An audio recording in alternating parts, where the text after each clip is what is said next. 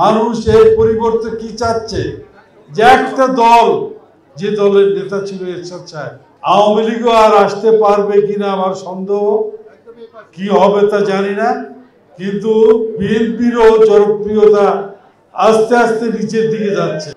এরশাদ সাহেবের সঙ্গে আমার অনেক স্মৃতি আছে, সেগুলো আমি আর বলবো না। আমি শুধু বলতে চাই যে আজকে অনেকেই এখানে আশা পোষণ করেছেন যে আমরা এক হলে ভালো হয়। তাহলে এখানে জাতীয় পার্টির অনেকেই আছেন, আমরা জাতীয় পার্টির এখন হয়তো বা বেরিয়ে আছি। আমরা যদি এখন বাংলাদেশে আওয়ামী লীগও দেখেছে মানুষ, এই জুলাই বিপ্লবে যে ধ্বংসযজ্ঞ হলো আপনার বাংলাদেশে, সেগুলো মানুষ মানে যে আজকে ভীত সন্ত্রস্ত যে আওয়ামী লীগ কী করলো, বিএনপিকেও দেখেছে কিন্তু, এবং আজকেও দেখছে। এই গত 2 দিন আগেও দেখছে আপনার ঢাকার শহরে পাথর নিক্ষেপ করে কিভাবে মানুষকে হত্যা করেছে। তাহলে আওয়ামী লীগও আর আসতে পারবে কিনা আমার সন্দেহ, কি হবে তা জানি না, কিন্তু বিএনপিরও জনপ্রিয়তা আস্তে আস্তে নিচের দিকে যাচ্ছে।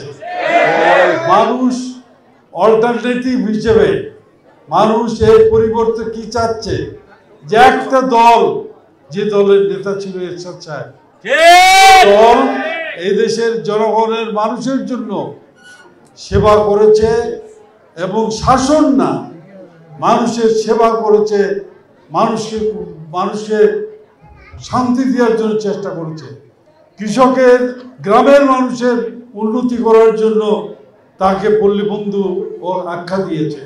আমি মেনলি ট্রেড ইউনিয়ন করি, শ্রমিক আন্দোলন করি। আমার সঙ্গে আলাপ করে এবং অনেকের সঙ্গে আলাপ করে যে শ্রমিকদের ভালোবাসা তিনি দিয়েছেন, 2টি ইনক্রিমেন্ট, 2টি বোনাস, তারপর তার মজুরি বৃদ্ধি, চাকরির নিশ্চয়তা, অনেক কিছু দিয়েছেন।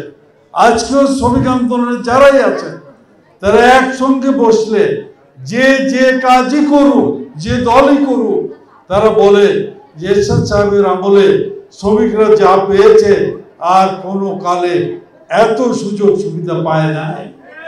তাহলে এই যে স্মরণ করে মানুষ, এই স্মরণ কিন্তু সর্বস্তরের মানুষের মাঝেই আছে। এই স্মরণকে শুধু কাজে লাগান।